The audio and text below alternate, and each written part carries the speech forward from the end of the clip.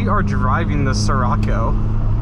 Or I'm driving, and the owner Evan who's my brother. He's gonna sit in the driver or the passenger seat, just hanging out. I feel like having an unbiased kind of driving review is going to be key in this. I have driven this car before, though.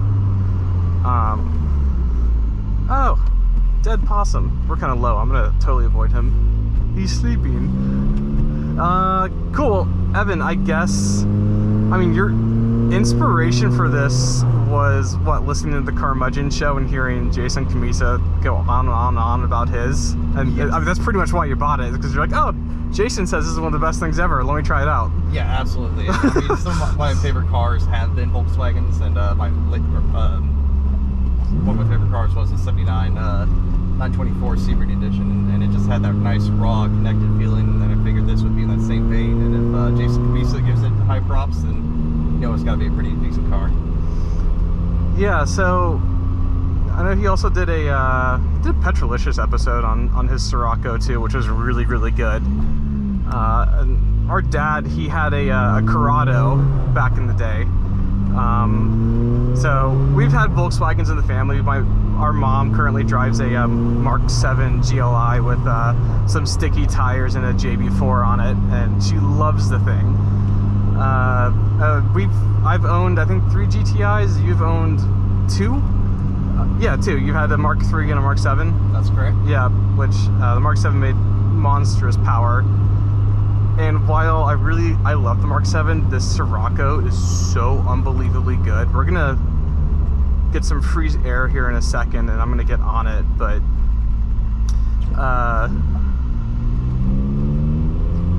so I drive a lot of really special cars for work.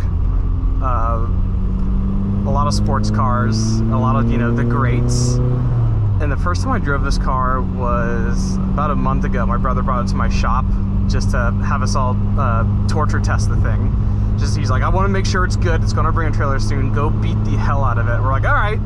So I found a really tight back road in Marietta with a lot of bumps, and my coworker was following me in an M4 comp, and he couldn't really keep up with me. I was actually pulling car lengths on him just because the way this thing takes bumps and how it handles. You immediately get in it, and like a Porsche, you just click with it where you're like, okay, I know where the limit is after the first couple corners.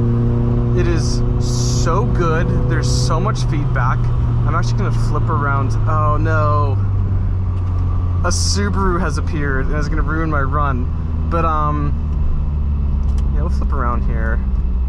Actually, I don't like that blind crest. We're not gonna turn around there. Oh, maybe I actually had to. Alright, we'll spin around here in a second, but anyways, like I was saying, this car really impressed me. And I'm gonna show you guys why here in a second. Can I do? Nope, I'm not gonna make that one. Turning radius is pretty good on here, though. I felt like I actually might have. We'll turn around here.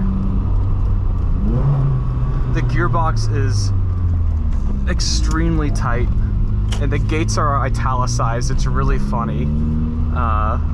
But like, you never miss. You never miss shift. Then going into first while rolling at speed, easy peasy. I'm not gonna make that. Reverse is down, up and to the left. There we go. No gear grinding. Did you do gearbox work on this thing? On this one I didn't. Reverse is your typical 0 to 0 Volkswagen transmission, so you do have to be a little gentle with going to reverse. But other than that, there are no issues. I did reseal everything. That's right. We rebuilt the gearbox on our Mark 3 GTI. Correct. Yeah. So we did put a new reverse gear into our Mark 3. But yeah, this transmission just got transmission bushings and then a full reseal. So all your axle seals and shaft seals, main seals. Let's turn the AC off real fast. We'll gain some horsepower. All right. Well, let's rip it. What's the curb weight on this thing again? Should be about 2,300 pounds. 16 valve is a little bit heavier than your other Scirocco's because you have four-corner disc wheel brakes, power windows, sunroof, dual roof head cam, so just a little bit more weight, more performative. Oh, we caught up to traffic already. Well, we're gonna give ourselves a little bit of space here. But oh my god, there's so much pace in the thing.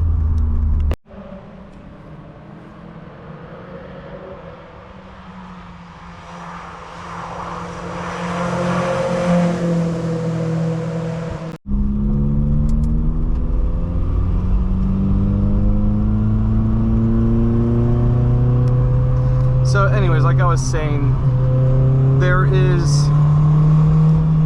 Porsche GT levels of fizz on this car. I'm not even kidding. The steering wheel just buzzes with the engine above 4,000. I've got the little shift light, which is great. You're just flat everywhere. A little dabble of the brake, since it weighs nothing, you can just get on it really late.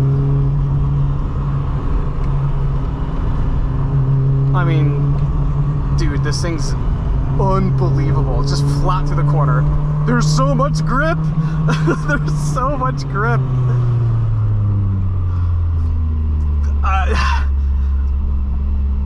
No, the first time I drove this car, I was laughing my ass off. I almost had tears coming out of my face just by how talkative the thing was.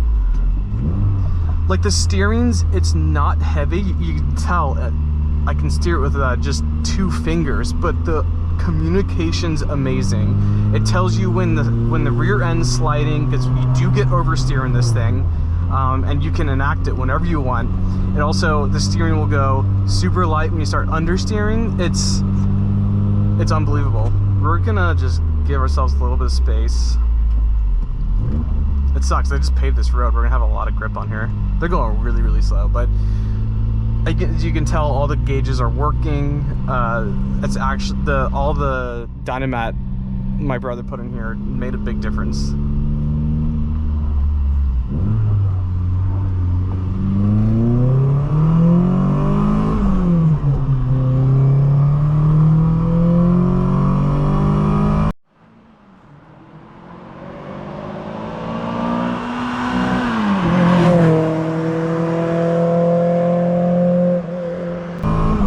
It sounds so good.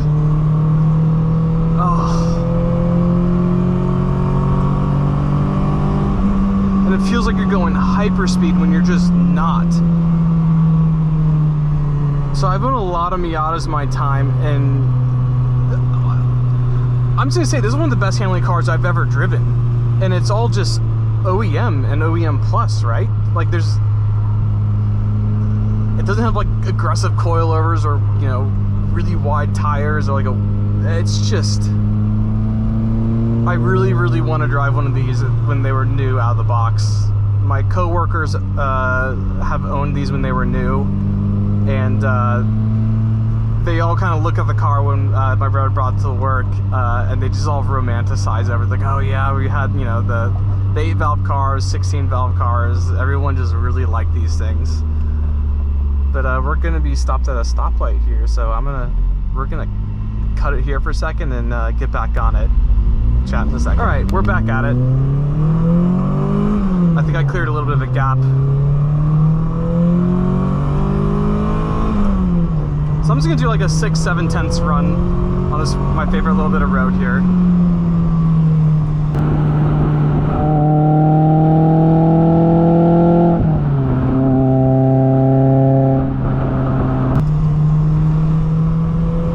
The chassis is so communicative. The seats are just bolted to the floor pans, which is the chassis on this. I love the shift light. Just flat out, aim for the mailbox. Still flat, 70 miles an hour. Do a little bit of brake here. Perfect. The tires communicate when you reach the limit.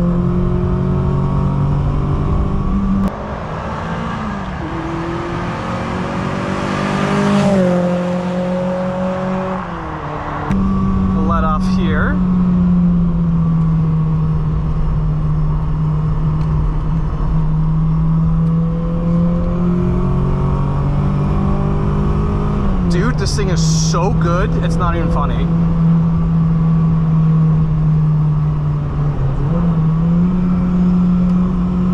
And it's so light and it's so tiny, you can pick your line in a lane.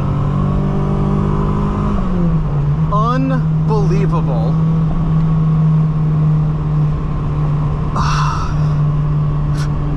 I mean, Evan, seriously, bravo, dude. Thank you. This is unbelievably good. Like, it's a simple car, but like, it's hard to get right. I mean, you're used to setting up Diablos and really old, like W108, 109 Mercedes, 6.3s. I know this is, hang on, it's just, it just feels like there's unlimited amounts of grip. It's insane. And the steering wheel, I wish you can hold, everyone can feel what I'm feeling. It feels like you're holding on to like just a rod full of pop rocks. It's amazing. When you press the brakes, you can feel the engine through the pedal, and obviously the pedal's directed to a cable, so you can feel the engine breathing more, its lungs opening up as you gain speed and go through the rev range. Once it hits after 4,000 RPM, it really feels like a Honda VTEC kicking in, but more aggressive. Amazing. This is a front-wheel drive S2000, but with better ergonomics, better steering, an engine that has just as much character but is way more connected because it's older. I can't get over how good this thing is. Gosh, dude, it's so good. Might be able to sneak out. Yeah, I'm gonna do that because we are a Scirocco and our footprint is the size of a shoebox. Oh, I see what's going on. You got it. I'm actually gonna go. Yeah, you got it. When you nail it through a corner and it starts getting on cam, you can feel the steering change as it starts to understeer through the corner. It's amazing. It's so communicative. Like, just flat, it just goes, it goes, it goes, it goes.